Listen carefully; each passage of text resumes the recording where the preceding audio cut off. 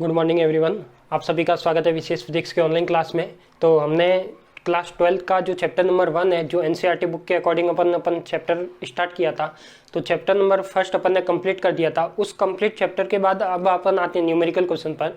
तो जो एक तो सभी आप जो भी वीडियो देख रहे हैं उन सभी से रिक्वेस्ट है कि आपके पास जो 12th की बुक है वो सभी एक तो पास ले लीजिए आप। एक आपके पास एक रफ कॉपी होनी चाहिए, एक पेन होना चाहिए और एक आपकी जो एनसीईआरटी की बुक है वो होनी चाहिए।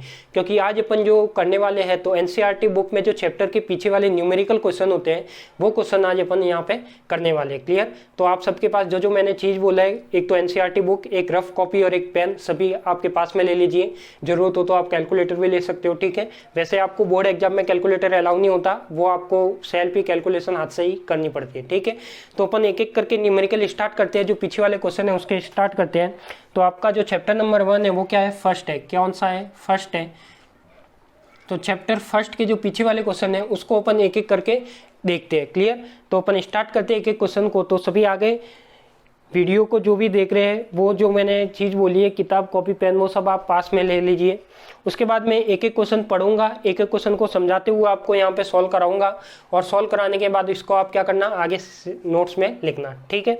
तो अपन स्टार्ट करते हैं। तो आपका जो फर्स्ट क्वेश्चन आता है, क्या आता है? फर्स्ट क्वेश्चन आता है, देखो मेरे पास एनसीईआरटी बुक है तो उस फर्स्ट क्वेश्चन को मैं आपके सामने पढ़ लेता हूँ एक बार। फर्स्ट क्वेश्चन है जो 1.1, वो क्या कहता है कि वायु में एक दूसरे से 30 सेंटीमीटर दूरी पर रखे दो छोटे आवेशित गोलों पर, यानी देखो मैं क्वेश्चन पढ़ रहा हूँ, आपके भी पास बुक है, आप भी पढ़िएगा। वायु में एक दूसरे से 30 सेंटीमीटर दूरी पर रखे दो छोटे आवेशित गोलों पर क्रमशः 2 × 10⁻⁷ तथा 3 × 10⁻⁷ कूलाम आवेश है। इनके बीच बल कितना होगा? तो देखो सबसे पहले तो अपन को क्या दिया गया है, दो आवेशित गोले हैं, उनके बीच की दूरी दे रखी है, कितनी दे रखी है? 30 सेंटीमीटर। फिर दे रखा अपन को कि गोलों पर जो आवेश है वो कितना है? एक का आवेश है 2 × 10⁻⁷ और दूसरे का है 3 × 10⁻⁷ और उसके बीच में अपन को निकालना है क्या? बल। तो देखो ये बल निकालने के लिए अपन इसको कैसे कैलकुलेट करेंगे? तो देखो अपना फर्स्ट क्वेश्चन है 1.1। तो 1.1 क्या कहता है? सबसे पहले अपन 1.1 की बात करते हैं। मान लिया कि दो आवेशित गोले की बात कर रहा है, ठीक है। तो मैं यहाँ पे एक डायग्राम बनाता हूँ कि दो आवेशित गोले कौन कौन से हैं। मैंने बना लिया कि एक गोला तो ये है आपका A, एक गोला आपका ये है B। क्लियर?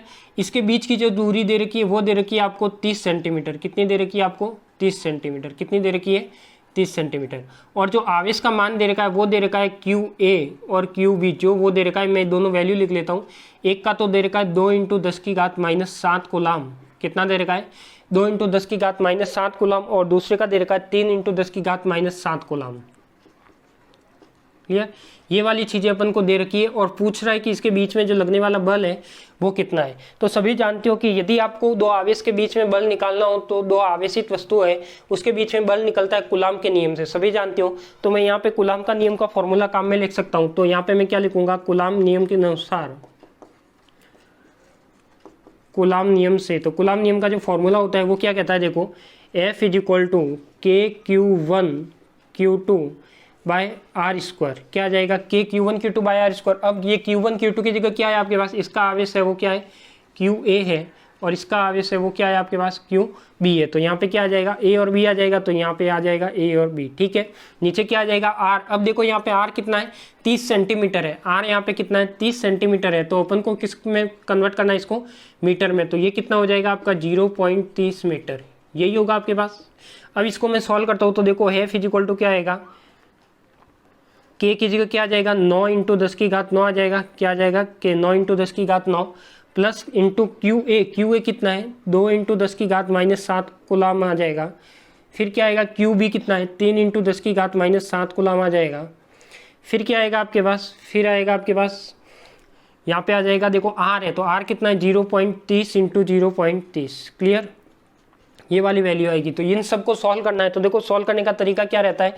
सॉल्व करने का तरीका ये रहता है आपके पास कि जो भी पहले 10 की पावर है उन 10 की पावर को सॉल्व करो और जो भी पॉइंट है उस पॉइंट को सभी को हटाओ। तो देखो यदि मैं यहाँ से पॉइंट हटाता हूँ, यदि मैं यहाँ से पॉइंट हटाता हूँ, ये पॉइंट और ये पॉइंट, तो 2 0 इसका आएगा, 2 0 इसका आएगा। तो यानी मैं टोटल 4 0 आएंगे। इस 4 0 को मैं ऐसे लिख सकता हूँ 10 की पावर 4, ठीक है। तो देखो ये क्या आएगा, अब इसको सॉल्व करके लिखते हैं, जैसे जितना शॉर्ट में सॉल्व हो सके उतना शॉर्ट में करना।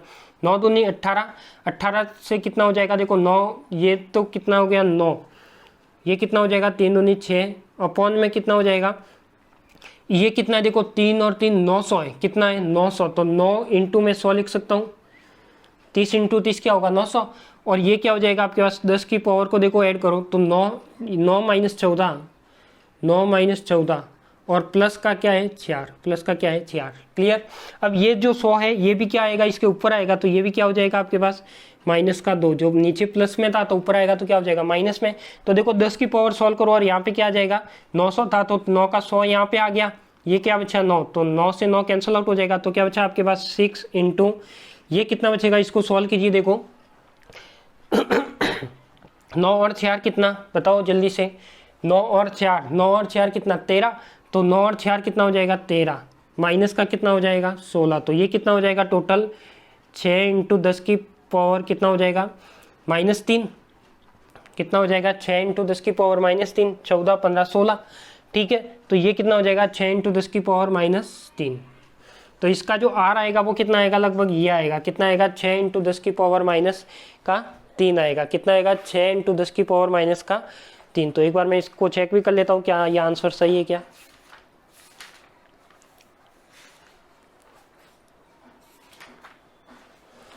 बिल्कुल सही है, तो ये जो आपका आंसर आया है 6 इंटू 10 की घात -3 न्यूटन आया है, कितना आया है 6 इंटू 10 की घात -3 न्यूटन। क्लियर।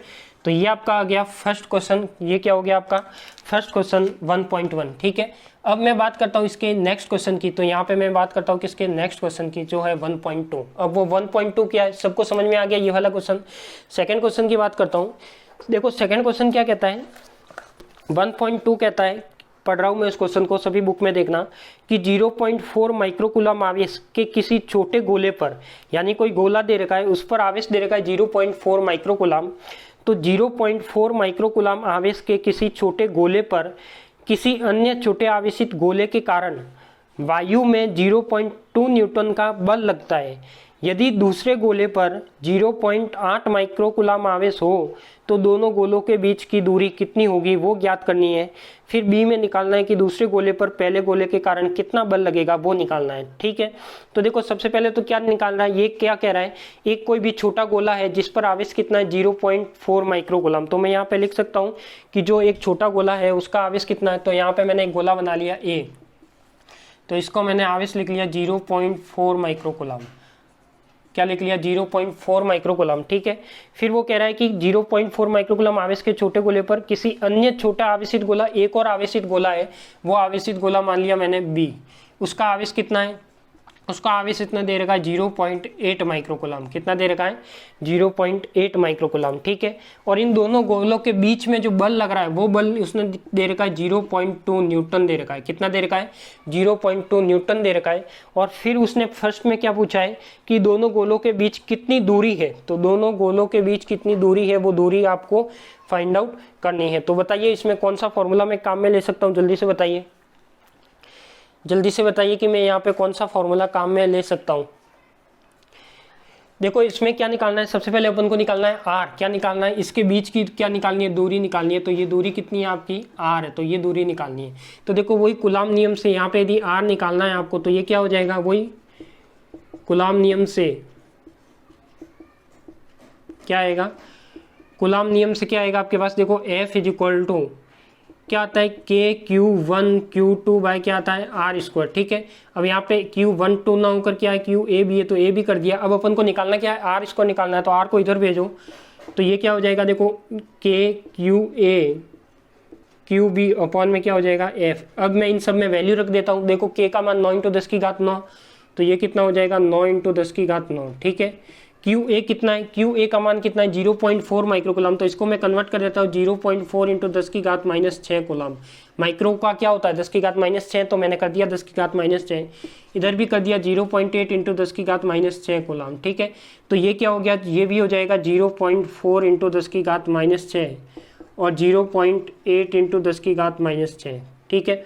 अपॉन में क्या है 0.2 न्यूटन है, तो 0.2 न्यूटन, और इसके ऊपर क्या आएगा, ये स्क्वायर है, यदि मैं यहाँ से स्क्वायर हटाऊंगा तो ये आएगा आपका क्या अंडर रूट। क्लियर। अब इसको सॉल्व करना है, तो देखो सॉल्व कैसे करोगे, जो जो कट रहा है यहाँ से देखो ये एक पॉइंट से तो एक पॉइंट हट जाएगा, ठीक है। ये 2 है तो ये 2 से कट जाएगा तो 2 आ जाएगा, ठीक है। अब देखो इसमें क्या क्या बचा, एक तो 9 बचा, एक क्या बचा, इस पॉइंट को यदि आप हटाते हो तो नीचे क्या आ जाएगा, 10 आ जाएगा, क्लियर। तो 9 इंटू क्या हो जाएगा 8, 9 इंटू 8 हो गया। फिर क्या हो गया, इंटू में 2 और 10 की पावर को सभी है उसको सॉल्व करो तो देखो 10 की घात 9 तो 10 की घात 9 और 6 -12 तो -12, ये ऊपर आएगी तो क्या आ जाएगी -1, क्लियर। तो अब इसके ऊपर क्या आएगा आपके पास, सारे के ऊपर क्या आएगा, अंडर रूट आएगा। तो इसको जब सॉल्व करोगे तो देखो क्या आएगा, 8 दूनी 16, यानी ये क्या है 9 इंटू 16, ये इसका अंडर रूट तो है ही, और साथ में 10 की पावर कितनी आएगी, देखो सॉल्व कीजिए, 9 और 1 10, कितना आएगा 9 और 1 10, कितना आएगा 9 और देखो 9 और सॉरी यहाँ पे ये क्या है -1 है तो 6, तो देखो 10 की घात 9 था, 6 और 6 -12 हो गया, तो -12 और उसमें से एक गया तो देखो -13, तो 9 -13 कितना हो जाएगा, देखो 9 -13 तो 10 11 12 13, तो माइनस का कितना हो जाएगा 4, कितना हो जाएगा 4। यदि आप इसको अंडर रूट से बाहर निकालोगे तो क्या आएगा, देखो 9 का बाहर निकलेगा तो अंडर रूट से 3 इंटू बाहर निकलेगा तो 4, और ये क्या आएगा 10 की पावर -2, ठीक है। तो ये टोटल कितना आ जाएगा आपके पास, 4 या 12, क्या आ जाएगा 12 इंटू 10 की घात -2 मीटर। यदि आप इसको सेंटीमीटर में बदलते हो तो क्या आ जाएगा आपके पास 12 सेंटीमीटर, क्या आ जाएगा। तो ये इसका क्या हो जाएगा, इसका आंसर हो जाएगा, यानी जो आर आएगा वो कितना आएगा आपका 12 सेंटीमीटर आएगा, क्लियर। बताओ यहाँ तक किसी को कोई डाउट, कुछ नहीं किया मैंने, कूलाम के नियम का फॉर्मूला है वो काम में लिया है। तो ये आपका हो जाएगा कितना 12 सेंटीमीटर। अब सेकंड क्वेश्चन क्या कह रहा है, देखो ये तो कौन सा था आपका ए था, 1.2 का कौन सा था ए था। अब सेकंड क्वेश्चन क्या कह रहा है, सेकंड क्वेश्चन ये कह रहा है कि दूसरे गोले पर पहले गोले के कारण कितना बल लगता है, दूसरे गोले पर पहले गोले के कारण कितना बल लगता है। तो देखो आप इसका बल चाहे ए के कारण बी पर निकालो या बी के कारण ए पर निकालो, फॉर्मूला तो आपका यही आना है, फॉर्मूला आपका यही आना है, जिसमें बल भी यही आएगा, कितना लग रहा है 0.2 न्यूटन। तो चाहे देखो इसके कारण इस पर बल लग रहा है वो भी 0.2 न्यूटन है, और इसके कारण इस पर लगेगा वो भी 0.2 न्यूटन लगेगा, क्योंकि आवेश क्या है यहाँ पे, आवेश की वैल्यू है, उसके बेस पे अपना क्या निकाल रखा है यहाँ पे, एफ निकाल रखा है। तो मैं यहाँ पे बी का आंसर लिख सकता हूँ, यहाँ पे मैं बी का आंसर लिख सकता हूँ कि जो बल है वो क्या होंगे, परिमाण में समान होंगे। बी क्या लिख सकता हूँ, ए के कारण बी पर, ए के कारण बी पर तथा बी के कारण ए पर तथा बी के कारण ए पर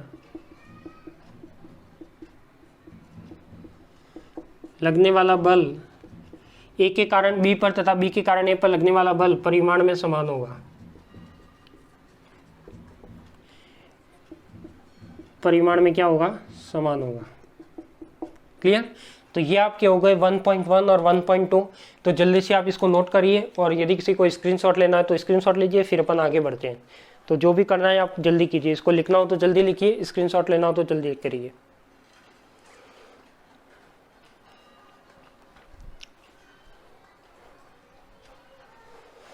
देखो न्यूमेरिकल की प्रैक्टिस करोगे तो अच्छे से समझ में आ जाएंगे, कंसेप्ट क्लियर है तो।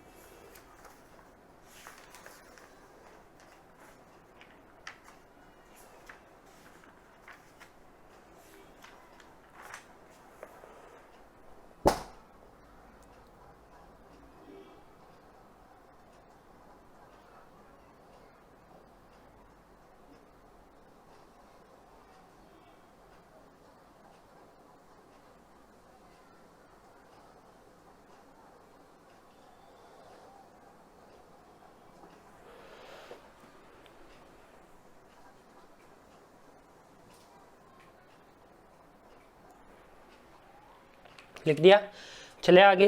नेक्स्ट बढ़ते हैं अपन 1.3 पर।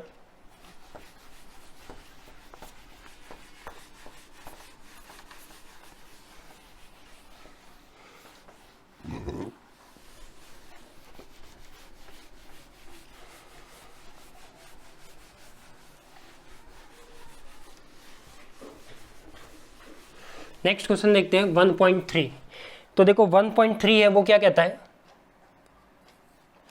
1.3 कहता है अपन को, बुक सभी के पास में है, देखिए 1.3, जांच द्वारा सुनिश्चित कीजिए कि के ई स्क्वायर अपॉन में जी एम ई और एम पी विमाहीन है। भौतिक नियतांकों की सारणी देखकर इस अनुपात का मान ज्ञात कीजिए। यह अनुपात क्या बताता है ये देखना है। तो टर्म दी हुई है K E square G M E upon में M P, K E square G M ई और एम पी, क्या करना है, इसको विमाहीन प्रूफ करना है। सबसे पहले क्या प्रूफ करना है, विमाहीन प्रूफ करना है। तो विमाहीन प्रूफ करना है, इसका मतलब इस टर्म की कोई विमा नहीं होनी चाहिए। क्या नहीं होनी चाहिए, इस टर्म की कोई विमा नहीं होनी चाहिए। तो इस टर्म की विमा निकालने के लिए क्या करना पड़ेगा, सबसे पहले अपन को एक एक टर्म की विमा निकालनी पड़ेगी। तो देखो एक एक टर्म की विमा निकालते हैं। तो सबसे पहले अपन के की विमा निकालो। तो देखो के की विमा कहाँ से आएगी, कूलाम के नियम से, एफ इज इक्वल टू के Q1 Q2 by are square. किसकी विमा निकालनी है, के की। तो ये क्या आ जाएगा, एफ आर स्क्वायर Q1 और Q2। अब विमा निकालो, देखो एम, एफ का क्या होगा M1 L1 T माइनस 2, ठीक है। आर का क्या हो जाएगा, L2 हो जाएगा, अपॉन में क्या है ए टी, तो ये क्या हो जाएगा ए स्क्वायर और टी स्क्वायर। तो ये कितना हो जाएगा, देखो M1 L कितना हो जाएगा 2 और 1 3, तो L कितना हो जाएगा 3, T कितना हो जाएगा, देखो T -2 है, ये भी -2 आएगा, तो -4 और A कितना हो जाएगा -2। ये किसकी बीमा हो गई, आपकी के की बीमा हो गई। क्लियर, तो ये तो के की बीमा हो गई। दूसरी किसकी निकालनी है अपन को, जी की निकाल लेते हो। तो जी का कैसे निकलेगा, जी का फॉर्मूला आप जानते हो, गुरुत्वाकर्षण बल वाला, जो गुरुत्वाकर्षण का नियम है, जी M1 M2 अपॉन में आर स्क्वायर। जी निकालना है तो ये क्या आएगा, वही सेम एफ आर स्क्वायर, और यहाँ पे क्या आएगा आपका M1 और M2। क्लियर, यही आएगा। तो देखो M1 L1 T -2 तो किसकी आ गई, बल की आ गई। आर का क्या आएगा आपका पास L स्क्वायर, और वहाँ पे जब आवेश था, यहाँ पे क्या है द्रव्यमान है, तो द्रव्यमान का क्या आ जाएगा, 2 द्रव्यमान है तो M2 आ जाएगा। क्लियर, जब इसको सॉल्व करोगे तो 1 - 2 क्या हो जाएगा, 1 - 2 तो M -1, L कितना हो जाएगा आपका 3, तो 2 और 1 3, और T कितना हो जाएगा आपका -2, और A कितना हो जाएगा 0। तो ये किसकी बीमा आ गई आपके पास, जी की आ गई। ये किसकी आ गई आपके पास, जी की आ गई। अब देखो ये बीमा आ गई जी की। अब अपन को किसकी निकालनी है, जी पता है, के पता है, ई क्या होता है आपके पास, ई की बीमा होती है A1 और T1। क्या होती है, A1 और T1। क्लियर, तो देखो अब इसको सॉल्व करते हैं इस अनुपात को। तो के की बीमा रखो सबसे पहले, के की बीमा क्या है, इसको मैं नंबर दे देता हूँ। तो के की बीमा रखो सबसे पहले। तो के की बीमा आएगी आपके पास M1 L3, देखो M1 L3 T -4, और क्या है आपके पास A -2। क्लियर, ये बीमा आ जाएगी। फिर क्या आएगा, ये आएगी ई की। तो ई क्या है आपके पास A1 और T1, ठीक है। फिर क्या आएगा आपके पास, नीचे क्या आएगा आपके पास, देखो नीचे आएगा आपके पास क्या, G M E M P. तो जी की बीमा क्या है M -1 L3, तो L3 T -2, तो T -2, और ए क्या है आपका 0, तो A0। साथ में क्या आ जाएगा, यहाँ पे क्या है M2, तो यहाँ पे क्या है MEMP, तो ये क्या हो जाएगा आपका M2। इसको सॉल्व कीजिए। तो देखो यहाँ पे क्या था आपका M1 था, L3 था, T -4 था, A -2 था। तो A देखो A -2 + 1 कितना हो जाएगा, -2 और +1 आधार सेम है तो घात अलग अलग है, तो क्या हो जाएगी, घात जुड़ जाएगी। तो -2 + का 1 कितना आएगा आपके पास, -2 + का 1 माइनस का 1, और T -4 + 1 है तो ये भी कितना हो जाएगा, T - 3। ठीक है, इन दोनों ब्रैकेट को सॉल्व कर दिया। नीचे वाला सॉल्व करो तो देखो -1 + 2, तो ये क्या हो जाएगा M1 L कितना हो जाएगा 3, T -2, और A आपके पास कितना है, A में कुछ मिस्टेक की है अपन ने, देखो -2 और ये क्या +1, तो ये रहेगा -1। ठीक है, और नीचे क्या रहेगा आपके पास, नीचे यहाँ पे कुछ मिस्टेक थोड़ी ना की है, ए में कहीं नहीं मिस्टेक हो रही है क्या, A -2 सही लिखा है।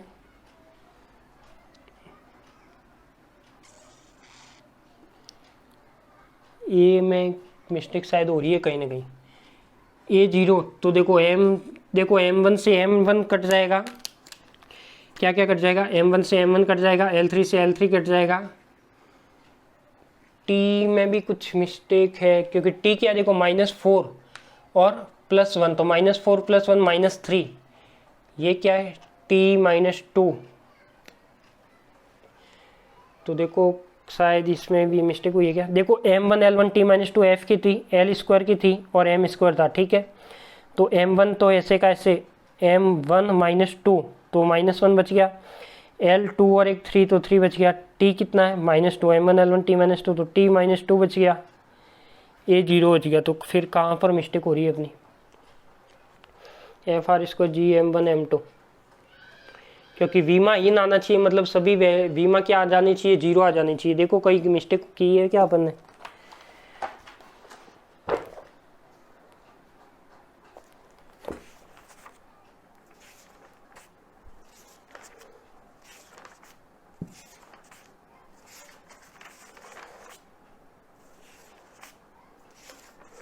चेक कीजिए कि कहीं मिस्टेक हुई है क्या अपन से।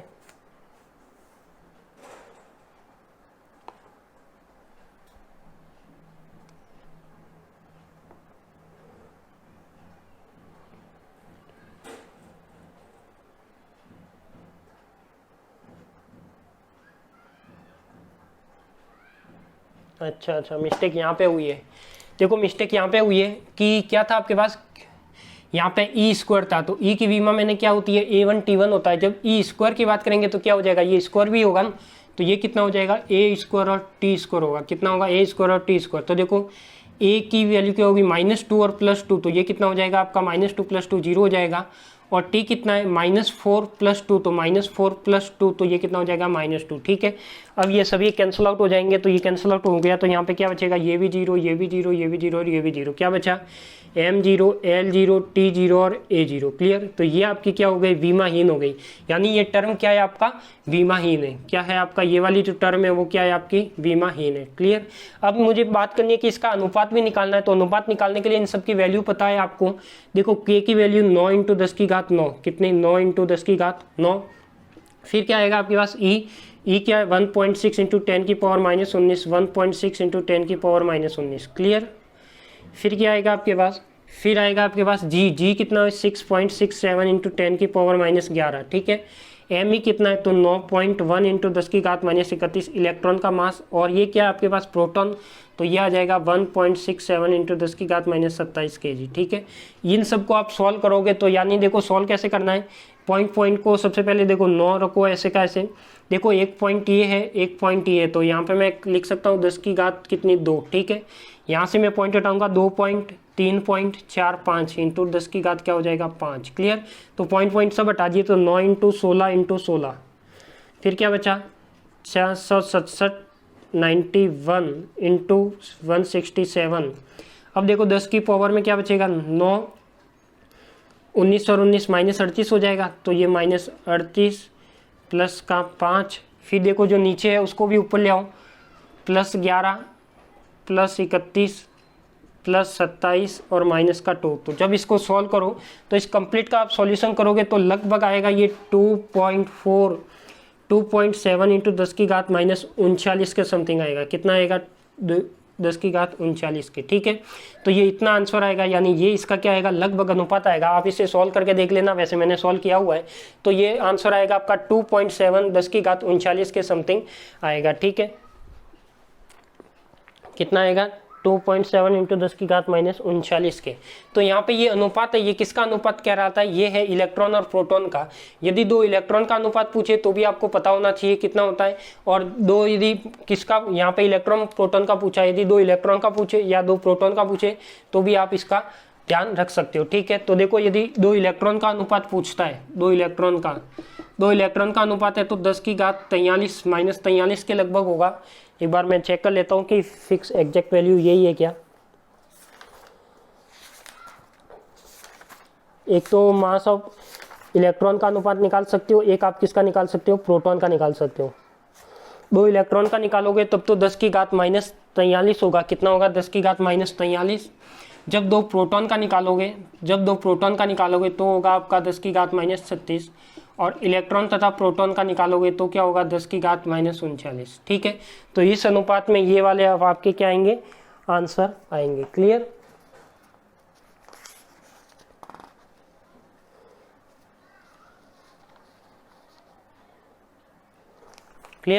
तो ये हो जाएगा आपका। ठीक है, अब नेक्स्ट अपन फोर्थ क्वेश्चन देखते हैं 1.4। तो यहाँ पे मैं इस अनुपात को तो हटा के क्या करता हूँ 1.4 लिख लेता हूँ। तो ये वाला क्वेश्चन आपको समझ में आ गया कैसे विमाहीन करना है, विमाहीन करने के बाद कैसे इसका अनुपात निकालना है। क्लियर। तो एक एक न्यूमेरिकल अपन देख रहे हैं, तो इसको आराम से आप देखना, यदि समझ में नहीं आता तो वीडियो को दोबारा भी देखना। ठीक है, नेक्स्ट बात करते हैं 1.4 की। वो क्या कहता है, किसी वस्तु का विद्युत आवेश क्वांटीकृत है, इससे क्या तात्पर्य है। और दूसरा दे रखा है कि स्थूल अवस्था बड़े पैमाने पर विद्युत आवेश से व्यवहार करते समय हम विद्युत आवेश के क्वांटीकरण की उपेक्षा कैसे कर सकते हैं। तो पहले तो विद्युत आवेश का क्वांटीकृत, तो देखो विद्युत आवेश का क्वांटीकृत का मतलब क्या होता है। यदि मैं 1.4 की बात करता हूं, विद्युत आवेश का क्वांटीकरण की बात करता हूं, किसकी बात करता हूं, क्वांटीकृत की।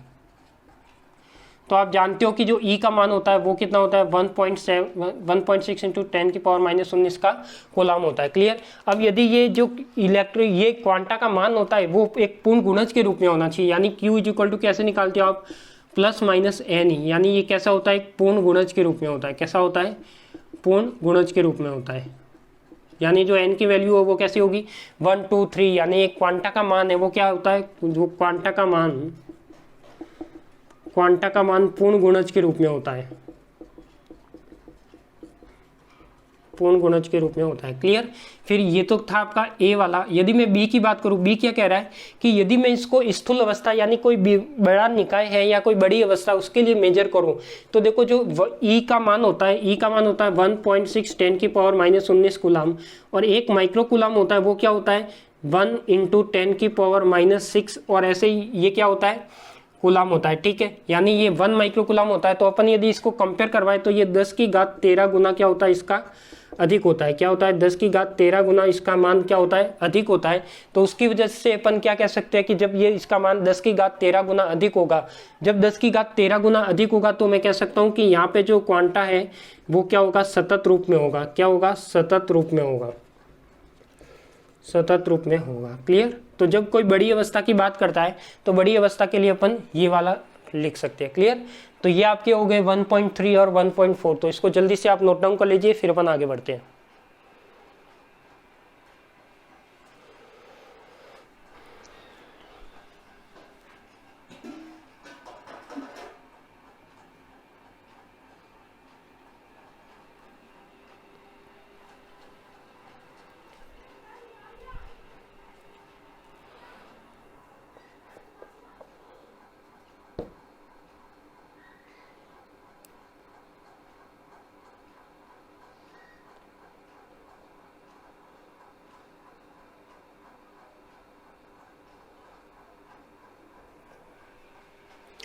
जल्दी से लिख लीजिए। देखो न्यूमेरिकल आपको हर चैप्टर के पीछे के न्यूमेरिकल और कुछ न्यूमेरिकल जो चैप्टर के बीच में दिए हुए होते हैं वो सब आपको न्यूमेरिकल ज़्यादा से ज़्यादा सॉल्व करने हैं। ठीक है, न्यूमेरिकल ज़्यादा से ज़्यादा सॉल्व करोगे तो आपके लिए भी बेनिफिट रहेगा, समझ में भी आपको अच्छा आएगा और प्रैक्टिस भी अच्छी होगी।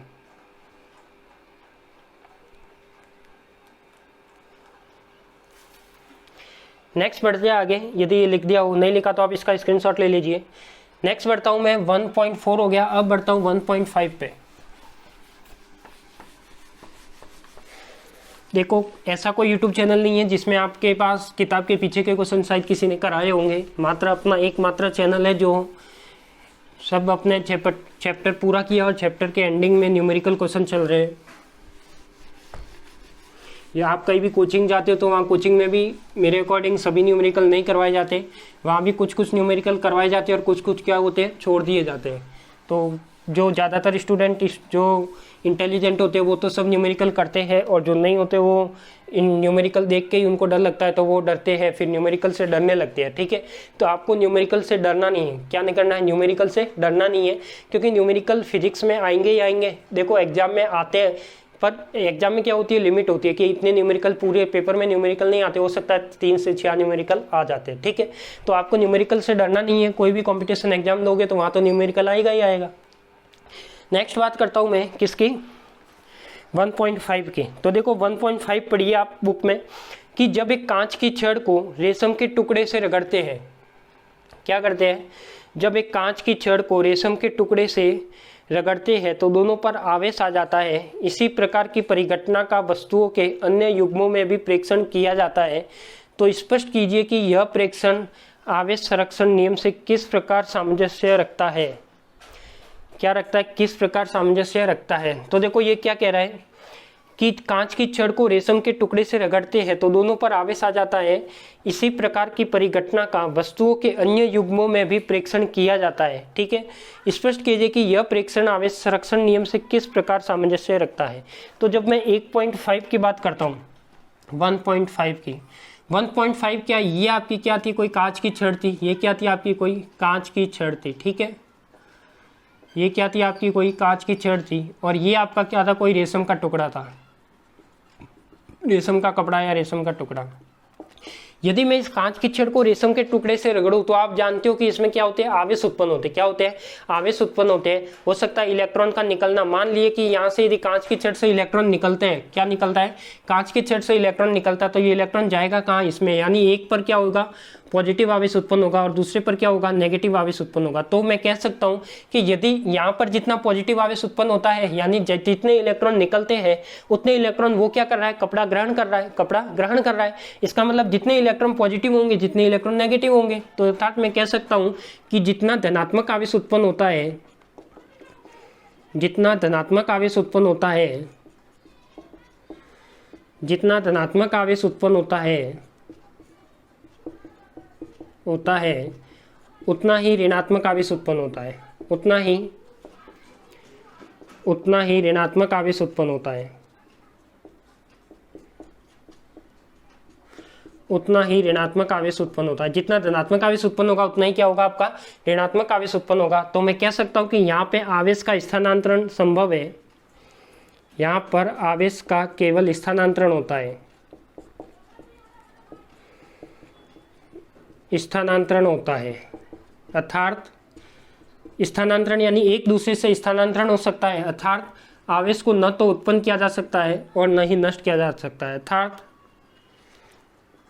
अर्थात आवेश को न तो उत्पन्न किया जा सकता है,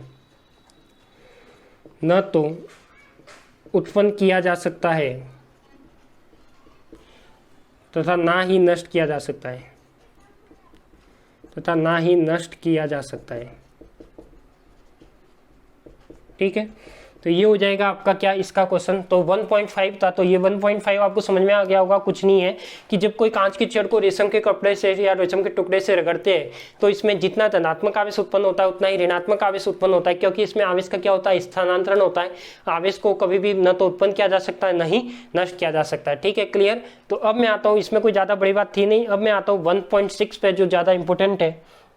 तो ये तो वैसे लिखने जैसा है नहीं, आप लिख सकते हो, आप लिखा हुआ भी है पहले, तो लिख लेना आप इसको। 1.6 की बात करते हैं अपन। तो 1.6 क्या कहता है उसे पढ़िए आप पहले। देखो 1.6 क्या कहता है, न्यूमेरिकल नंबर 1.6 देखिए। 1.6 कहता है कि 4 बिंदु आवेश QA, QB, QC और QD 10 सेंटीमीटर भुजा के किसी वर्ग ABCD के शीर्ष पर व्यवस्थित है, तो वर्ग के केंद्र पर रखे 1 माइक्रोकूलम आवेश पर लगने वाला बल कितना है। तो देखो सबसे पहले क्या कह रहा है, 4 बिंदु आवेश है QA, QB, QC और QD, जो कोई वर्ग है, वर्ग की भुजा पर या शीर्ष पर रखे हुए हैं, और वर्ग की भुजा कितनी है, 10 सेंटीमीटर है। कितनी है, 10 सेंटीमीटर है। तो देखो यहाँ पे जो अपन को कह रहा है उसके अकॉर्डिंग अपन इसका डायग्राम बना देते हैं।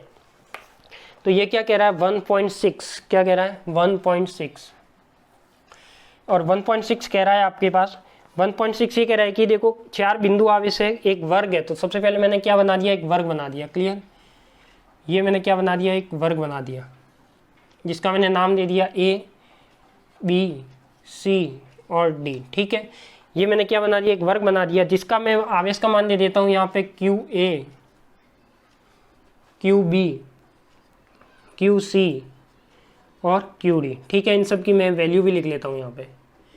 वैल्यू क्या आएगी, देखो वैल्यू की बात करते हैं तो वैल्यू आएगी आपके पास, वो लिखते हैं अपन। वैल्यू दे रखी है, QA दे रखा है 2 माइक्रोकूलम, 2 माइक्रोकूलम। QB दे रखा है -5 माइक्रोकूलम, तो -5 माइक्रोकूलम। QC दे रखा है 2 माइक्रोकूलम, तो QC दे रखा है आपको 2 माइक्रोकूलम। और क्यू डी दे रखा है आपको -5 माइक्रोकुलम, तो -5 माइक्रोकुलम। और वर्क की जो भुजा दे रखी है वो दे रखी है 10 सेंटीमीटर। कितनी दे रखी है? 10 सेंटीमीटर। और इसके केंद्र बिंदु ये है, इसका केंद्र बिंदु O है। फिर क्या कह रहा है कि इसके केंद्र बिंदु पर एक 1 माइक्रोकुलम का क्या रखा हुआ है? आवेश रखा हुआ है। 1 माइक्रोकुलम का क्या रखा हुआ है? आवेश रखा हुआ है। तो उस पर लगने वाला बल की गणना कीजिए, या इस पर लगने वाला बल कितना है वो देखना है। तो सबसे पहले आपको ध्यान होना चाहिए, क्या देखो वर्क की भुजा दे रखी है, तो सबसे पहले अपन को इस पर लगने वाला बल निकालना है। क्या निकालना है? बल निकालना है। और आप जानते हो कि जब भी दो आवेश के बीच में बल निकालना है तो उसके बीच की दूरी पता होनी चाहिए अपन को। क्या पता होनी चाहिए? दूरी पता होनी चाहिए। यदि मैं इस आवेश के कारण इस पर बल निकालूं, इसके कारण इस पर बल निकालूं, इसके कारण इस पर बल निकालूं और इसके कारण इस पर बल निकालूं, तो मुझे एक तो AO distance, BO distance, CO distance और DO डिस्टेंस क्या होनी चाहिए? ध्यान होनी चाहिए। क्लियर? तो सबसे पहले डिस्टेंस निकालने के लिए क्या करूंगा मैं? यहाँ पे इसके विकर्ण बना सकता हूँ, वर्ग है तो ये मैंने क्या बना लिया? इसके विकर्ण बना लिए। ठीक है, विकर्ण ना बनाओ तो कोई बात नहीं, एक ही भाग बना लो इसका, पूरा ना बनाओ तो ठीक है, और पूरा बनाना चाहो तो बना सकते हो। ठीक है, तो ये हो गया। ठीक, ये इसका सेंटर पॉइंट हो गया O। अब देखो मैं इसका, यदि यहाँ पे ये वाली डिस्टेंस निकालनी है मुझे, कौन सी डिस्टेंस निकालनी है मुझे? सबसे पहले निकालता हूँ, इसमें पाइथागोरस प्रमेय लगाता हूँ। कर्ण स्क्वायर इज इक्वल टू आधार स्क्वायर प्लस का लंब स्क्वायर। ठीक है, आधार कितना है? 10 का स्क्वायर। लंब कितना है? ये भी 10 होगा, वर्ग है तो ये भी 10 का स्क्वायर। तो कितना हो जाएगा? 100 प्लस का 100, कितना हो जाएगा टोटल? 200। और यहाँ पे क्या आएगा? Under root. जब अंडर रूट आएगा तो इसको मैं ऐसे लिख सकता हूँ 100 × 2, तो ये क्या हो जाएगा आपके पास? 10√2। ठीक है, यानी ये किसकी दूरी आई? D से B की। कितनी आई? D से B की दूरी आई, या फिर आप इसको ऐसे भी कह सकते हो A से C की दूरी। कितनी? A से C की। ठीक है, अब अपन को क्या निकालना था? अपन को निकालना था ये वाला कि AO, BO, CO और DO ये दूरी निकालनी, यानी अपने पास ये वाली दूरी तो पूरी आ गई, ये वाली 10√2, ये वाली भी आ गई 10√2। तो ये अपन को क्या करना है? इसके आधी करनी है, क्योंकि ये वाली दूरी निकालनी है। तो देखो AO is equal to BO is equal to CO is equal to DO। कितनी हो जाएगी? 10√2 आया है, उसमें 2 का डिवाइड दे दोगे तो ये क्या आ जाएगा? 5√2 आ जाएगा। क्लियर? तो ये सभी की दूरी क्या हो जाएगी? समान हो जाएगी। AO इतनी दूरी पर है, BO इतनी दूरी पर है, CO इतनी दूरी पर है, DO इतनी दूरी पर है। ठीक, अब ध्यान दीजिए, अब मुझे निकालना है इस पर बल। क्या निकालना है? बल की जो 1 माइक्रोकुलम ये बीच में आवेश है इसके केंद्र पर, इस पर लगने वाला बल कितना होगा? तो दूरी निकाल ली, तो क्या आप बल निकाल सकते हो? क्या? बिल्कुल निकाल सकते हो। देखो बल निकालने के लिए यदि काम में लोगे तो आप क्या काम में लोगे? देखो यदि मैं इसका बल निकालता हूं तो सबसे पहले मैं आपको दिशा बता देता हूं इसको एक बार।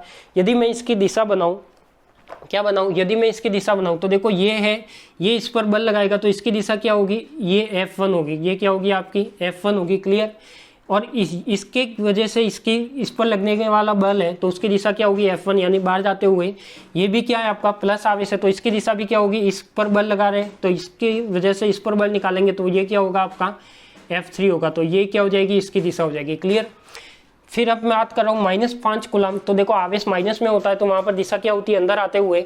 तो देखो अंदर आते हुए इसका मतलब अब आप F की दिशा कैसे डिसाइड कर रहे हो? आपने इलेक्ट्रिक फील्ड की दिशा पढ़ी है, E इक्वल टू क्या होता है?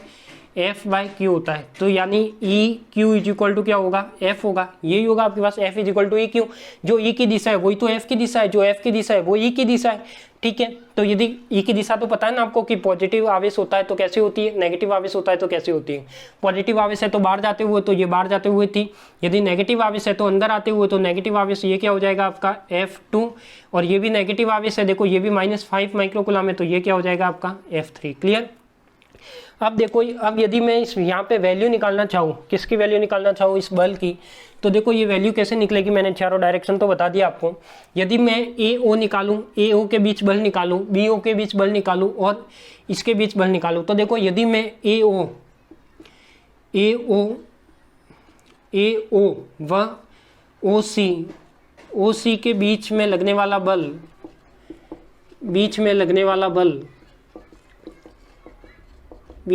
वाला बल, अब देखो इस बल में क्या होगा कि Q1 Q2 by R square होता है, तो 2 × 1 अपॉन में क्या आएगा? R square. R कितना आया? 5√2। ठीक है, ये भी आएगा।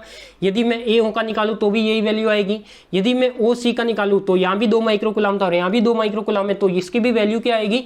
इसके समान ही आएगी, बट इसकी जो बल की दिशा है वो क्या एक दूसरे से ऑपोजिट है। तो मैं यहाँ पे कह सकता हूँ कि AO व OC के बीच लगने वाले बल का मान परिमाण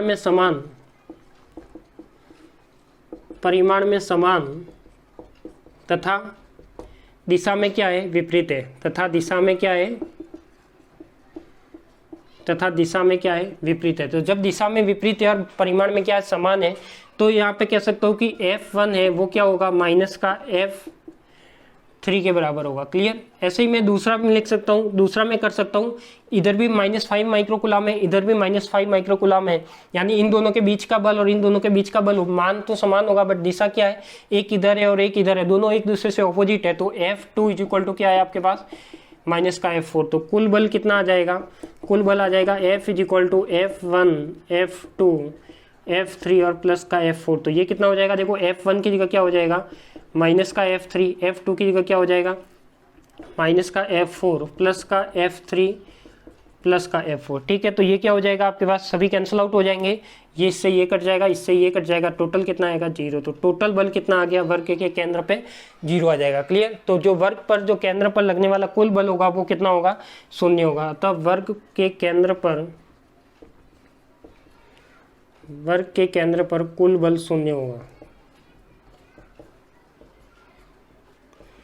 तो यहाँ से आप क्या निष्कर्ष निकाल सकते हो, 0 कब होगा ये भी ध्यान रखना, जब आपके पास आमने सामने के आवेश की वैल्यू क्या हो, समान हो, तो ही ये वर्ग के केंद्र पर आवेश का मान 0 हो सकता है, बाकी 0 नहीं हो सकता। यदि यहाँ पे आवेश 2 माइक्रोकुलाम है और यहाँ पे 3 माइक्रोकुलाम है, तो इसका मान अलग आएगा और इसका मान अलग आएगा, तो वो 0 कभी भी नहीं होगा। ठीक है, जब वैल्यू समान है, यहाँ पे भी आमने की वैल्यू समान है, यहाँ भी समान है, ये समान है और ये समान है, तो ही वो क्या होगा, समान होगा। क्लियर। तो इसको नोट डाउन कर लीजिए, बहुत ही इंपॉर्टेंट क्वेश्चन है, इस पर आप इंपॉर्टेंट भी लगा देना। ठीक है,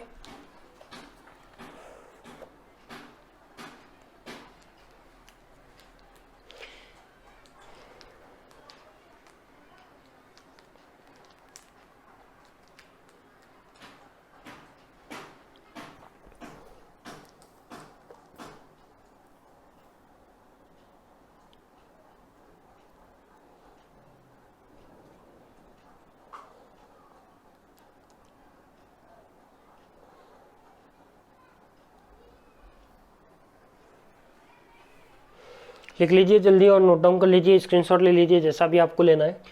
उसके बाद अपन आगे बढ़ते हैं। तो 1.6 तक पहुंचे अभी, अभी तो अपने पास 23 चॉइस न्यूमेरिकल है। ठीक है, आपको दिशा निकालनी आनी चाहिए। यदि दिशा का ज्ञान आपको है तो आप आराम से इसका इलेक्ट्रिक फील्ड, बल कुछ भी निकाल सकते हो। ठीक है, हटा दो इसे। नेक्स्ट बात करते हैं 1.7 की।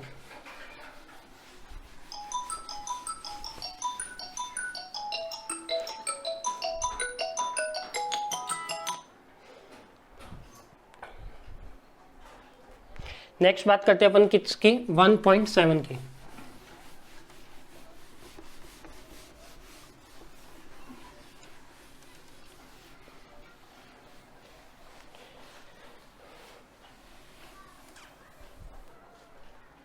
देखो 1.7 क्या कहता है, 1.7 कहता है, थ्योरेटिकल क्वेश्चन है। ये कहता है 1.7 कि स्थिर विद्युत क्षेत्र एक सतत वक्र होती है, अर्थात कोई क्षेत्र रेखा एकाएक नहीं टूट सकती। क्यों? तो देखो, कोई भी विद्युत क्षेत्र की लाइन होती है, आप जानते हो कि इलेक्ट्रिक फील्ड्स की लाइन होती है, वो पॉजिटिव की लाइन बाहर जाते हुए होती है। पॉजिटिव की लाइन क्या होती है, बाहर जाते हुए होती है। नेगेटिव की लाइन क्या होती है, आपके पास अंदर आते हुए होती है। ये सभी आप जानते हो। क्या जानते हो कि पॉजिटिव की लाइन बाहर जाते हुए होती है और नेगेटिव की लाइन क्या होती है, अंदर आते हुए होती है। और इलेक्ट्रिक फील्ड्स लाइन की बात करो तो पॉजिटिव से चलकर ऋणावेश पर क्या होती है, समाप्त होती है, यानी इस तरीके से चलती है। किस तरीके से चलती है, इस तरीके से चलती है। क्लियर? तो ये क्या कह रहा है, फर्स्ट क्वेश्चन ये कह रहा है कि कभी भी विद्युत क्षेत्र लाइन होती है वो एक सतत होती है, बट बीच में से टूटती नहीं है। क्यों नहीं टूटती? क्योंकि ये आप जानते हो कि इलेक्ट्रिक फील्ड्स लाइन होती है वो हमेशा सतत रूप में ही चलती है। क्या चलती है? सतत रूप में ही चलती है। यदि इलेक्ट्रिक फील्ड लाइंस बीच में से टूट जाती है, इसका मतलब यहाँ से टूट जाती है, यहाँ से टूटने का मतलब है कि वहाँ पे आवेश का कोई भी मतलब नहीं रहता। यदि कहीं पर आपने आवेश रखा है तो उसकी इलेक्ट्रिक फील्ड लाइन क्या होगी, सतत रूप से व्यक्त करेगी। क्या करेगी? सतत रूप से व्यक्त करेगी। तो वहाँ पर आवेश क्या होता है, एक तरह से मीनिंगलेस हो जाता है। क्या हो जाता है? वहाँ पर आवेश क्या हो जाता है, एक तरह से मीनिंगलेस हो जाता है। ठीक है, तो इसका आंसर तो आपको ये लिखना है कि कभी भी जो विद्युत क्षेत्र लाइन है वो हमेशा सतत रूप में ही रहती है, कभी भी एक दूसरे बीच में से टूट नहीं सकती, एकाएक टूट नहीं सकती। क्लियर। बी पॉइंट क्या कहता है, इसका बी क्वेश्चन है वो क्या कहता है कि विद्युत क्षेत्र लाइन है, क्या है, विद्युत क्षेत्र लाइन है, वो कभी भी एक दूसरे को प्रतिच्छेद नहीं करती। क्या नहीं करती, कभी भी एक दूसरे को प्रतिच्छेद नहीं करती। तो एक दूसरे को प्रतिच्छेद नहीं करने का मतलब क्या है, तो प्रतिच्छेद क्यों नहीं करती, उसका रीजन देखो कि विद्युत क्षेत्र लाइन है वो कभी भी एक दूसरे को प्रतिच्छेद नहीं करती। तो उसका रीजन क्या है, तो प्रतिच्छेद करने का मतलब है कि देखो ये मैं दो लाइन बना दी, ये मैंने क्या बना दी, एक लाइन ये बना दी, एक लाइन ये बना दी, तो दोनों मैंने क्या करवा दी, प्रतिच्छेद करवा दी। और आप जानते हो कि कोई भी इलेक्ट्रिक फील्ड लाइंस होती है उस पर यदि आप जो स्पर्श रेखा खींचते हो, कोई किसी पॉइंट पर स्पर्श रेखा खींचते हो, तो वो क्या बताती है, आपकी इलेक्ट्रिक फील्ड की दिशा बताती है। क्या बताती है, इलेक्ट्रिक फील्ड की दिशा बताती है। यदि मैंने एक स्पर्श लाइन बनाऊं, इसकी देख लो आपके पास कि यदि मैंने दो प्रतिच्छेद, दो रेखाएं बनाई है, इस पर दो स्पर्श रेखा बनाऊं, तो फर्स्ट वाले की बनाता हूं और ये सेकंड है, ठीक है। तो फर्स्ट वाले की बनाता हूं तो इसकी स्पर्श रेखा मैंने बना ली ये, यानी ये इसकी स्पर्श रेखा है और ये इसकी स्पर्श रेखा है। तो मुझे ये बताओ कि एक ही बिंदु पर दो इलेक्ट्रिक विद्युत क्षेत्र की दिशा संभव हो सकती है क्या। पॉइंट आपके पास एक ही है तो इस पॉइंट पर एक ही विद्युत क्षेत्र की दिशा होनी चाहिए। क्लियर। तो यहाँ पे दो दिशा आ रही है, एक तो ये भी आ रही है, एक ये भी आ रही है। अब ये आ रही है वो किसकी वजह से आ रही है, इस फर्स्ट वाली रेखा वक्रता इस पर, इसकी वजह से आ रही है। और जो सेकंड आ रही है वो सेकंड वाला वक्रता उसकी वजह से आ रही है। तो मैं यहाँ पे क्या लिख सकता हूँ कि कभी भी विद्युत क्षेत्र रेखा कभी भी एक दूसरे को प्रतिच्छेद नहीं करती, कभी भी एक दूसरे को प्रतिच्छेद नहीं करती, क्योंकि एक ही बिंदु पर विद्युत क्षेत्र की दो दिशाएं संभव नहीं होती। एक ही बिंदु पर विद्युत क्षेत्र की दो दिशाएं संभव नहीं होती,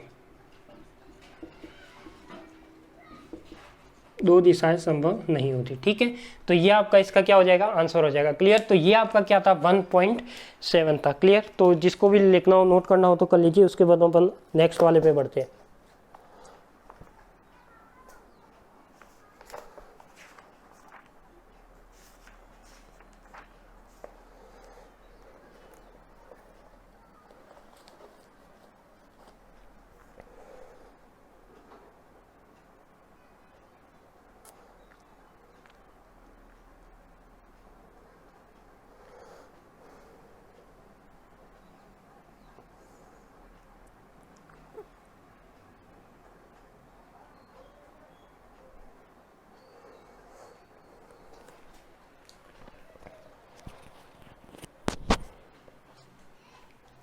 हटा दो। नेक्स्ट बढ़ते हैं अपन 1.8 पर। ठीक है, 1.7 तक तो आपको सब समझ में आ गए होंगे।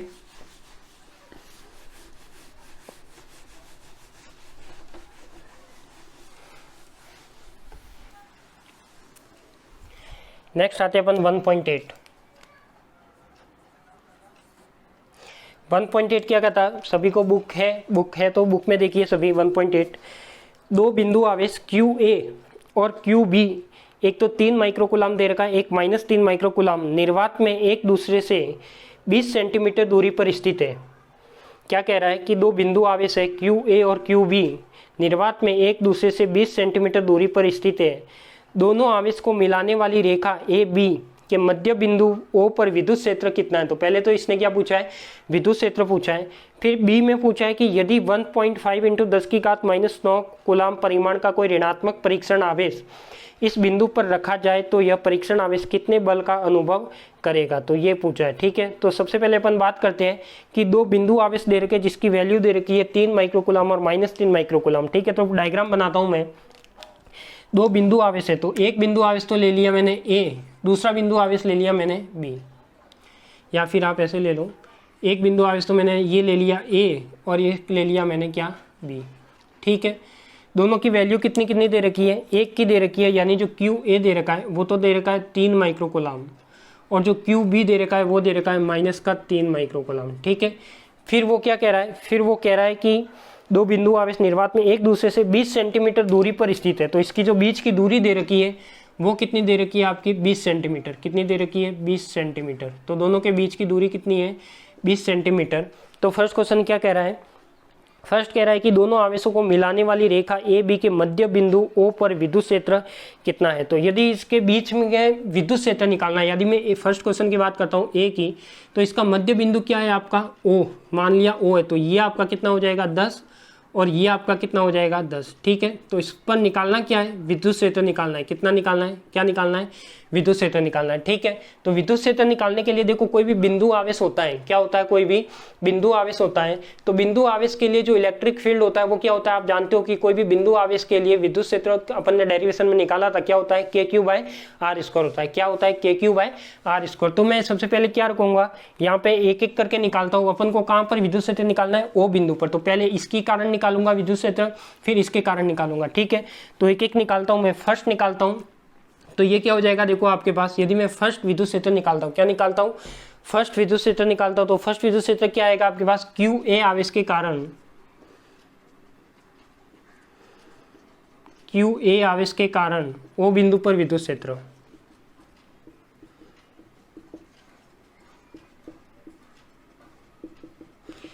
O बिंदु पर विद्युत क्षेत्र, ठीक है। तो O बिंदु पर विद्युत क्षेत्र निकालना है तो क्या होगा आपके पास, EA = K QA बाय क्या हो जाएगा R, ठीक है, स्क्वायर। तो देखो 9 × 2 10⁻9 K का मान, फिर क्या आएगा, QA कितना है 3 माइक्रोकूलम, तो 3 × 10⁻−6 आ जाएगा। अपॉन में क्या है R, अब R कितना आएगा, ये पूरा नहीं आएगा, R कितना आएगा, केवल O तक निकाल है, A के कारण O पर विद्युत क्षेत्र निकालना है, तो क्या आएगा दूरी 10 सेंटीमीटर। तो सेंटीमीटर को जब मैं मीटर में बदलूंगा तो क्या आएगा 0.10, तो ये क्या आ जाएगा 0.10 × 0.10, क्लियर। जब आप इसको सॉल्व करोगे तो देखो सॉल्व करने पर क्या आएगा, 9 × 27 आ जाएगा, तो 9 × 27 आ गया। और ये क्या आ जाएगा, देखो 2 से 2 जीरो कट गया, नीचे क्या आ जाएगा आपके पास 100 आ जाएगा, क्लियर। इंटू 10 की पावर कितना आ जाएगा, 10 की पावर देखो 9 - 6 तो 3, तो 3 और 3 में से ये क्या जाए, ये क्या है 10 की पावर 3 था, और 3 में से क्या हो गया आपके पास 10 की पावर 9 - 6 3 बच गया, ठीक है 3, और नीचे कितना है 2 और 2 10 की पावर 4, तो ये 4 ऊपर आएगा तो माइनस का 4 हो जाएगा, क्लियर। और ये 10 × 10 क्या हो जाएगा 100, और इस 100 को भी मैं इस 100 को चाहे ऐसे क्या ऐसे रहने दो, तो ये कितना बचा आपका, इसको जब आप सॉल्व करोगे तो 27/100 × 10 की घात -1, तो 10 की घात -1 को मैं ऐसे लिख सकता हूँ, यानी कितना हो गया 10 की पावर 3, तो इसको मैं ऐसे लिख सकता हूँ 27 × 10 की घात -3, ठीक है। ये क्या आ जाएगा आपका न्यूटन प्रति कूलम। विद्युत क्षेत्र क्या होता है, विद्युत क्षेत्र होता है देखो E = F/Q, तो न्यूटन प्रति कूलम, ठीक है। तो इसका विद्युत क्षेत्र का मात्रक क्या आ जाएगा, न्यूटन प्रति कूलम आ जाएगा, क्या आ जाएगा न्यूटन प्रति कूलम, ठीक है। तो देखो अपन ने सही किया है, देखो EA क्या है 9 × 10 की घात 9 आ गया, QA कितना है 3 माइक्रोकूलम, तो ये क्या आ गया 3 × 10 की घात -6 कूलम, और नीचे क्या था दूरी 0.10 × 0.10, तो ये जब हटाऊंगा तो सॉरी मैंने कोई मिस्टेक की, क्या मिस्टेक की है, बिल्कुल मिस्टेक ये की है, देखो यहाँ पे कैलकुलेशन में थोड़ी मिस्टेक हो गई।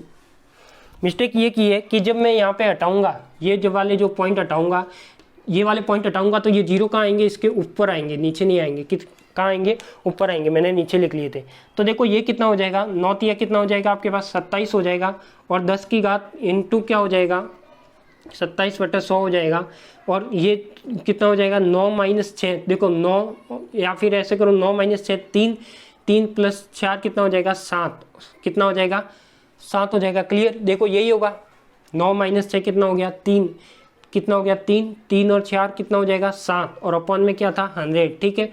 तो इसको जब सॉल्व करोगे तो ये भी कितना हो जाएगा 27 × 10 की घात 5, कितना हो जाएगा 27 × 10 की घात 5 हो जाएगा, क्लियर। अब यदि मैं EB की बात करता हूँ, अब EB क्या आएगा, EB निकालना, इसका मतलब अब इसकी दिशा देख लो पहले, ये क्या आया 27 × 10 की घात 5 आया, क्या आया 27 × 10 की घात 5 आया। जब 27 × 10 की घात 5 आया है न्यूटन प्रति कूलम है, क्यों, क्योंकि ये क्या आपका इलेक्ट्रिक फील्ड है, क्लियर। अब यदि मैं बात करता हूँ QB आवेश के कारण,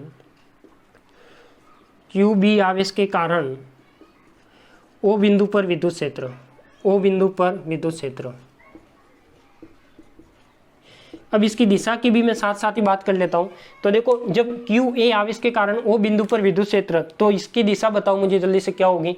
इस आवेश के कारण मैंने ओ पर विद्युत क्षेत्र निकाला, ये कौन सा आवेश है, पॉजिटिव धनात्मक आवेश है। धनात्मक आवेश है तो दिशा क्या होगी, बाहर जाते हुए, तो किस दिशा में विद्युत क्षेत्र निकाले, ओ की तरफ, तो इसकी विद्युत क्षेत्र की दिशा क्या होगी आपके पास, E1 होगी। क्या होगी, E1 होगी। ये क्या है आपका नेगेटिव आवेश है, तो नेगेटिव आवेश की दिशा क्या होगी, आवेश की तरफ होगी, यानी इसकी भी क्या होगी आपकी इसी तरफ होगी, यानी ओ से, इसमें दिशा लिख सकता हूं मैं ए से ओ की ओर, ए से ओ की ओर, और इसकी दिशा निकाल सकते हो आप। तो इसकी देखो पहले वैल्यू निकाल लेते हैं। तो जो ई बी आएगा वो क्या आएगा आपके पास, के क्यू बी अपॉन में आर स्क्वायर, तो ये भी वही आएगा 9 × 10⁻9। साथ में क्या है, अब यहाँ पे क्या है 3 × 10⁻6 अपॉन में क्या आएगा 0.10 × 0.10। ठीक है, देखो वैल्यू तो क्या आएगी, वो की वही आएगी, यानी 27 × 10⁵5 न्यूटन प्रति कूलम। ठीक है, यदि आप यहाँ पे 10⁶ देखोगे कई बार, तो 10⁶ क्या आएगा, यहाँ से एक पॉइंट है, वो पॉइंट आप यहाँ पे लाओगे तो वो कितना हो जाएगा, 10⁶ में कन्वर्ट हो जाएगा। क्लियर, तो ये क्या हो गया आपका, इसकी दिशा क्या हो जाएगी, ओ से बी की ओर, ओ से बी की ओर। ठीक है, अब देखो इसकी दोनों की दिशा कैसी है, दोनों की दिशा समान है, यानी इसकी दिशा भी x कंपोनेंट में यानी I कंपोनेंट में, इसकी दिशा भी I कंपोनेंट में। तो जो कुल विद्युत क्षेत्र होगा, कुल विद्युत क्षेत्र में क्या होगा, दोनों की दिशा समान है तो दोनों ऐड हो जाएंगे, तो कुल विद्युत क्षेत्र E, कुल विद्युत क्षेत्र E कितना होगा आपका, E1 प्लस का E2, तो ये कितना हो जाएगा आपका 27 × 10⁵5 प्लस का 27 × 10⁵5, तो ये हो जाएगा आपके पास 54 × 10⁵5 न्यूटन प्रति मीटर, न्यूटन प्रति कूलम। तो ये आपका क्या आ गया, इलेक्ट्रिक फील्ड आ गया। क्या आ गया आपका, इलेक्ट्रिक फील्ड आ गया। यदि आप इसको 10⁶ में देखना चाहते हो तो इसको आप ऐसे लिख सकते हो 10⁶ न्यूटन प्रति कूलम। ठीक है, ये हो जाएगा। क्लियर,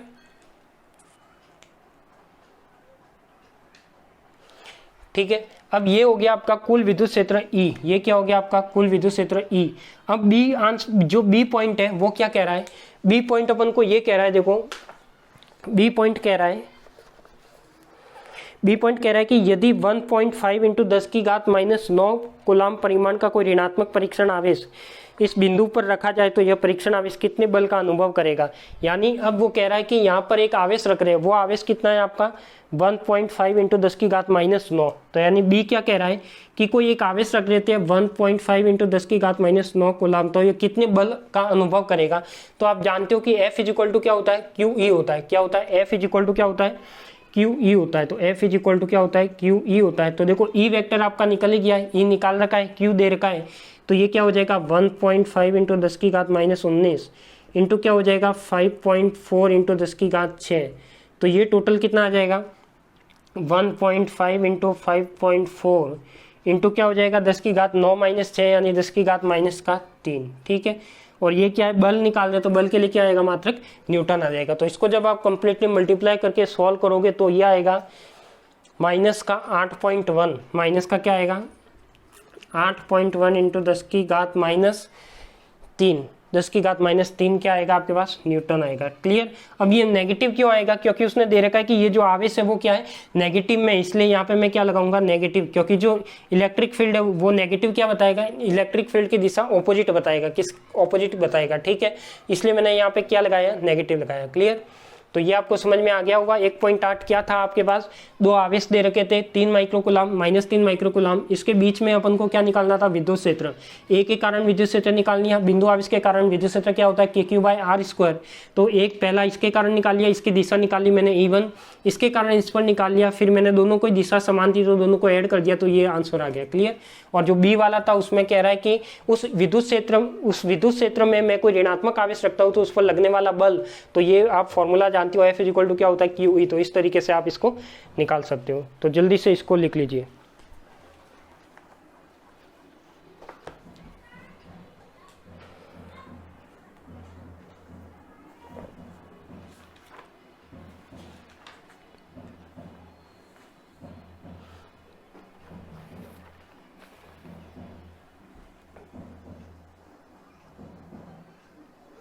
लिखना हो तो लिख लीजिए, स्क्रीनशॉट लेना हो तो स्क्रीनशॉट ले लीजिए।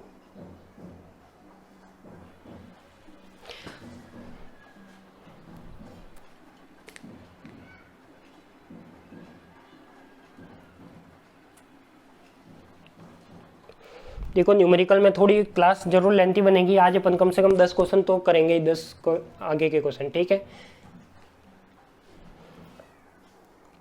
नेक्स्ट बात करते हैं अपन 1.9 की।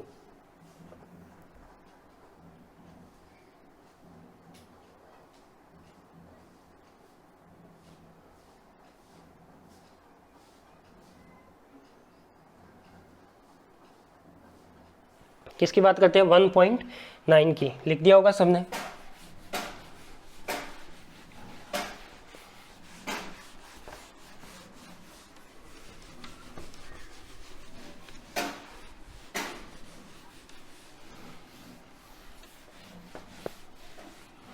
नेक्स्ट बात करते हैं, बुक में पढ़िए 1.9। जो भी अपन न्यूमेरिकल कर रहे हैं वो एनसीईआरटी बुक के अकॉर्डिंग कर रहे हैं। देखो 1.9 क्या कहता है कि किसी निकाय में दो आवेश दे रखे हैं। कोई निकाय है, कोई निकाय यानी कोई निर्देश तंत्र है। किसी निकाय में दो आवेश QA 2.5 × 10⁻⁷ कूलाम तथा QB दे रखा है -2.5 × 10⁻⁷ कूलाम, क्रमशः दो बिंदु A 0,0 -15 सेंटीमीटर तथा B है वो 0,0 15 सेंटीमीटर पर व्यवस्थित है, तो निकाय का कुल आवेश तथा विद्युत द्विध्रुव आघूर्ण क्या है ये निकालना है, ठीक है। तो सबसे पहले तो क्या दे रखा है इसने 1.9 में, सबसे पहले उसने दे रखा है कोई निकाय। क्या दे रखा है? कोई निकाय। तो निकाय देखने के लिए मैं यहाँ पे बना लेता हूँ। यहाँ पे मैंने बना लिया x, यहाँ पे बना लिया y और यहाँ पे बना लिया z, ठीक है। उसने दो निर्देशांक दे रखे हैं, देखो QA दे रखा है, तो QA इसने दे रखा है, जो दे रखा है वो मैं लिख लेता हूँ 2.5 × 10⁻⁷ कूलाम, ठीक है। QB दे रखा है, वो दे रखा है इसने -2.5 × 10⁻⁷ कूलाम, क्लियर। फिर कह रहा है कि क्रमशः दो बिंदु A और B, तो A के निर्देशांक दे रखे हैं 0,0 और -15, और यानी एक निर्देशांक तो दे रखे हैं 0,0 और -15 सेंटीमीटर, और दूसरा B पॉइंट दे रखा है, वो दे रखा है 0,0 और 15 सेंटीमीटर, क्लियर। तो ये इसका क्या है? सेंटर पॉइंट है। तो अब देखो ये कौन से एक्स के अकॉर्डिंग है? एक्स वाई जेड एक्स के अकॉर्डिंग। तो ये आपका जेड एक्स में नेगेटिव में बना लिया, ये क्या होगा? नेगेटिव जेड में होगा, ठीक है। तो देखो पॉइंट ए क्या है? 0,0 -15, तो 0,0 -15 आपका इधर आएगा, 0,0 इधर आएगा, तो ये क्या हो जाएगा आपका ए पॉइंट। फिर क्या है? 0,0 15, तो यहाँ पे मैं बी पॉइंट दे देता हूँ, ठीक है। तो ये क्या है आपका जो इधर वाली टोटल डिस्टेंस है, तो ये टोटल डिस्टेंस कितनी हो जाएगी? ये 15 और ये 15, टोटल कितना हो जाएगा आपका? 30 सेंटीमीटर। कितना हो जाएगा? 30 सेंटीमीटर, ठीक है। समझ में आ गया? क्या दो आवेश दे रखे थे, फिर उसने क्या किया? दो बिंदु दे रखे थे XYZ निर्देशांक की फॉर्म में, तो निर्देशांक की फॉर्म में थे तो उसको मैंने चित्र में शो कर लिए, ठीक है, कि कहाँ पर स्थित थे। अब वो कह रहा है कि निकाय का कुल आवेश तथा विद्युत द्विध्रुव आघूर्ण क्या है। तो सबसे पहले तो देखो निकाय का कुल आवेश की बात करते हैं। तो निकाय का कुल आवेश होगा वो कितना होगा? निकाय का कुल आवेश की बात करते हैं तो क्या होगा? QA प्लस का क्या होगा? QB, ठीक है। ये कितना है? 2.5 × 10⁻⁷ और माइनस का 2.5 × 10⁻⁷, टोटल कितना हो जाएगा? 0। तो जो कुल आवेश है निकाय का वो तो कितना हो जाएगा आपका? 0। और आप जानते हो कि जब कुल आवेश निकाय का 0 है तो ये क्या बनाएगा आपका? एक विद्युत द्विध्रुव आघूर्ण बनाएगा। क्या बनाएगा? विद्युत द्विध्रुव आघूर्ण बनाएगा। तो देखो विद्युत द्विध्रुव आघूर्ण क्या कहता है? यदि आपको विद्युत द्विध्रुव आघूर्ण निकालना है,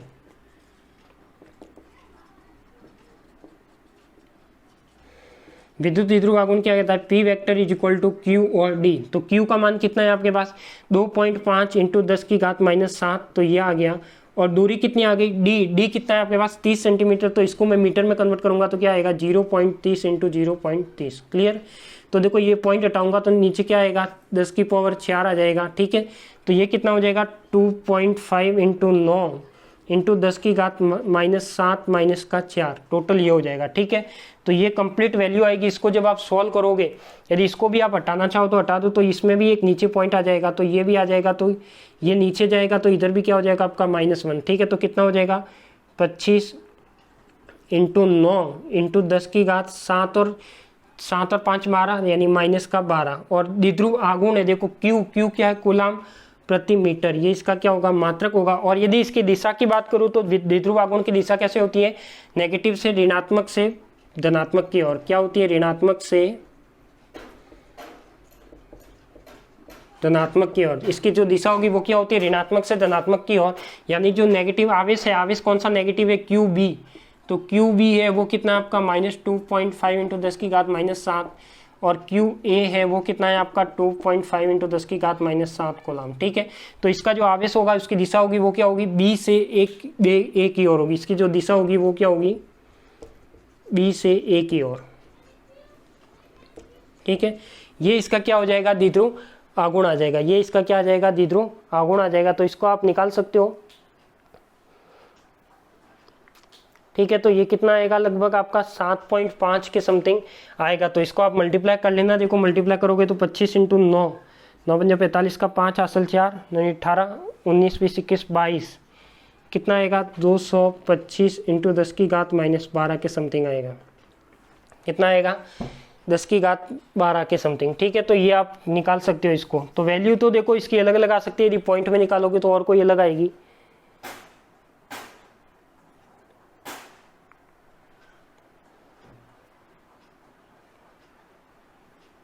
सॉरी, एक मिस्टेक कर ली। मिस्टेक ये की छोटी सी मिस्टेक हो गई। देखो मिस्टेक ये की अपन ने कि देखो यहाँ पे क्या था P, तो Q कितना है आपका, Q है 2.5 इंटू 10 की घात -7 और D कितना है 30 है। तो 30 दो बार नहीं लिखना क्योंकि D स्क्वायर थोड़ी ना होता है, केवल D होता है, डिस्टेंस होते हैं दोनों के बीच की। तो डिस्टेंस कितनी हो जाएगी, 0.30 हो जाएगी। ठीक है, तो इसको जब आप सॉल्व करोगे तो देखो 2.5 इंटू ये जीरो हटेगा तो नीचे 2 जीरो आएंगे और ये जीरो हटेगा तो नीचे 3 जीरो आएंगे। ठीक है, तो ये क्या हो जाएगा, देखो इसमें ये क्या है 30 है, ये कितना है 30 है, तो एक जीरो से एक जीरो तो क्या हो जाएगा, कैंसिल आउट हो जाएगा।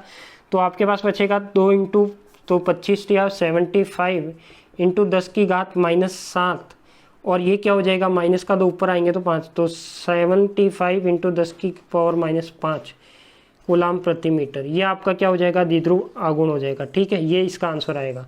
और दिशा क्या आएगी, बी से ए की ओर, ऋणात्मक से धनात्मक की ओर। ठीक है, ये आ जाएगा आपका। तो इसको जल्दी से नोट कर लीजिए। तो ये आपका क्या हो गया, 1.9 हो गया। ठीक है, तो क्या था, दो आवेश दे रखे थे, कोई निकाय दे रखा था, निकाय में उसने निर्देशांक दे रखे थे। तो 0 0 -15 यानी नेगेटिव में आएगा, आपको पता है। तो ये नेगेटिव में बना लिया मैंने, ये पॉइंट। दूसरा बना लिया पॉजिटिव में, बी पॉइंट। फिर निकाय का कुल आवेश निकालना था तो दोनों को ऐड कर लिया, कुल आवेश कितना आया 0।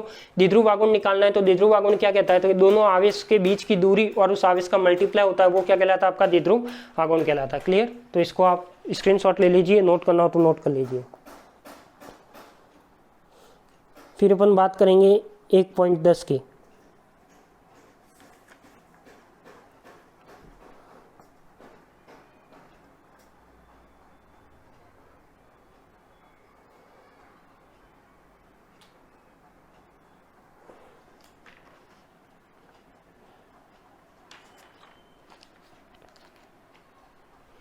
लिख दिया होगा,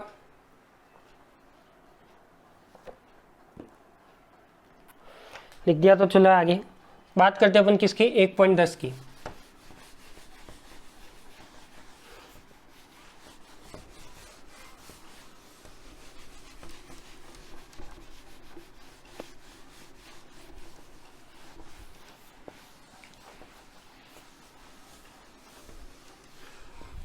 किसकी बात करते हैं, 1.10 की। 1.10 क्या कहता है वो पढ़िए बुक में आप। 1.10 ये कहता है, 1.10 कहता है कि 4 इंटू 10 की घात -9 कूलम मीटर द्विध्रुव आघूर्ण का कोई विद्युत द्विध्रुव, यानी इसने दे रखा है, देखो 4 इंटू 10 की घात -9 कूलम मीटर। कूलम मीटर किसका मात्रक होता है आप जानते हो, द्विध्रुव आघूर्ण का, P = QD। तो ये क्या होता है, जो उसने दे रखा है, जो द्विध्रुव आघूर्ण दे रखा है वो दे रखा है 4 इंटू 10 की घात -9 कूलम मीटर। ठीक है, फिर दे रखा है द्विध्रुव आघूर्ण का कोई विद्युत द्विध्रुव 5 इंटू 10 की घात 4 न्यूटन प्रति कूलम। तो उसने एक इलेक्ट्रिक फील्ड दे रखा है, वो दे रखा है आपको 5 इंटू 10 की घात 4 न्यूटन प्रति कूलम या फिर न्यूटन कूलम इनवर्स। परिमाण के किसी एक समान विद्युत क्षेत्र की दिशा से 30 डिग्री पर संरेखित होता है। थीटा दे रखा है 30 डिग्री। तो द्विध्रुव पर कार्यरत बल आघूर्ण यानी टो का मान निकालना है। तो ये अभी आपने डेरिवेशन में पढ़ रखा है, सीधा सा फॉर्मूला था कि ऐसा कोई इलेक्ट्रिक फील्ड था, क्या था आपका, कोई ऐसा कोई इलेक्ट्रिक फील्ड था, यहाँ पे मैं कोई विद्युत द्विध्रुव रखता था थीटा डिग्री एंगल पे, कितना थीटा डिग्री एंगल पे। तो फॉर्मूला क्या आता था, टो = PE sin थीटा। सभी को ध्यान होगा ऑलमोस्ट। देखो P का मान कितना है, 4 इंटू 10 की घात -9, E का मान कितना है 5 इंटू 10 की घात 4 और साइन कितना होता है 30 डिग्री। तो साइन 30 कितना होता है 0 और 1/2। तो ये हो जाएगा 4 इंटू 5 10 की घात -9 + 4, तो 9 में से 4 गया तो -5, तो 10 की घात -5 इंटू 1/2, तो ये कट जाएगा तो 2 आएगा, तो ये कितना आ जाएगा 2 इंटू 10 की पावर -6, ये +1 हो जाएगा, तो ये क्या हो जाएगा 10 की पावर, देखो 5 दूनी 10, 10 की पावर -5, तो ये हो जाएगा 10 की पावर -4, और ये क्या है आपका टॉ आ जाएगा, ये आपका क्या आ जाएगा टॉ आ जाएगा, ठीक है। यानी टॉ इज इक्वल टू क्या होता है आप जानते हो सभी, P इंटू का क्या होता है E होता है। ये क्या होता है आपका द्विध्रुव आघूर्ण यानी बल आघूर्ण होता है, एक तरह से क्या होता है द्विध्रुव आघूर्ण या बल आघूर्ण होता है, क्या होता है बल आघूर्ण। तो यही अपन को निकालना था कि परिमाण बल आघूर्ण का परिमाण निकालिए, तो यही आपका क्या आ गया बल आघूर्ण का परिमाण आ गया, क्लियर। तो ये आ गया, इसका यदि मात्रक लिखोगे तो क्या आएगा न्यूटन मीटर, क्या आएगा न्यूटन मीटर, ठीक है। तो ये आपका हो गए आज के जो अपने न्यूमेरिकल थे 10 न्यूमेरिकल 1.1 से लेकर 1.10 तक, ये न्यूमेरिकल अपन ने आज इसको सॉल्व किए हैं। आप इस वीडियो को यदि कोई न्यूमेरिकल है जो आपको समझ में नहीं आता तो इस वीडियो को आप दोबारा देखना, 3 बार देखना, वीडियो यूट्यूब पर अवेलेबल है, और ज़्यादा से ज़्यादा लोगों तक इस वीडियो को पहुँचाना, क्योंकि न्यूमेरिकल क्वेश्चन करना बहुत ही एक मेहनत वाला काम है। तो वो मेहनत मैंने भी की है और आप भी करोगे मेरे साथ में, तो आप उस वीडियो को ज़्यादा से ज़्यादा लाइक शेयर और सब्सक्राइब करना के आगे पहुंचाइए, ज़्यादा से ज़्यादा अपने फ्रेंड सर्कल तक पहुंचाइए, ठीक है। इससे आगे वाले न्यूमेरिकल है वो अपन इससे नेक्स्ट वाली क्लास में बात करेंगे, जिसमें 1.11 से अपन बात करेंगे। तो आप भी उसके साथ थोड़ा पढ़ के आइएगा और इसको देखिएगा, ठीक है। यदि कोई न्यूमेरिकल समझ में नहीं आता तो आप व्हाट्सअप पे मुझे मैसेज करके, अपने जो क्लास का नंबर है, क्लास का ग्रुप है, उसमें आप मैसेज करके, टेलीग्राम चैनल पे मैसेज करके पूछ सकते हो, व्हाट्सअप पे मैसेज करके पूछ सकते हो, क्लियर। और कुछ भी डाउट रहता है तो आप मेरे से डिस्कशन करिएगा, ठीक है। तो आप सभी को धन्यवाद, मिलते हैं अपन नेक्स्ट क्लास में। और वीडियो यदि अच्छा लगे तो ज़्यादा से ज़्यादा लोगों तक पहुंचाइए, लाइक कीजिए, शेयर कीजिए, कमेंट करके पहुंचाइए। और न्यूमेरिकल यदि समझ में आ जाता है एक बार में तो अच्छी बात है, नहीं आता तो आप वीडियो को दोबारा देखो, 3 बार देखो, यदि देखोगे तो 100% न्यूमेरिकल आपको समझ में आ ही जाएगा, ठीक है। और अभी तो क्या फर्स्ट चैप्टर है, तो अभी अपने पास आराम से टाइम है, इसलिए अपन न्यूमेरिकल को भी आराम से करते चलेंगे। तो न्यू कंसेप्ट के साथ साथ न्यूमेरिकल भी आपके क्लियर होते जाएंगे, और न्यूमेरिकल को कैसे सॉल्व करना है आपकी भी यहाँ पे प्रैक्टिस हो जाएगी, क्लियर। ठीक है, तो मिलते हैं अपन कल वापस नेक्स्ट क्लास में।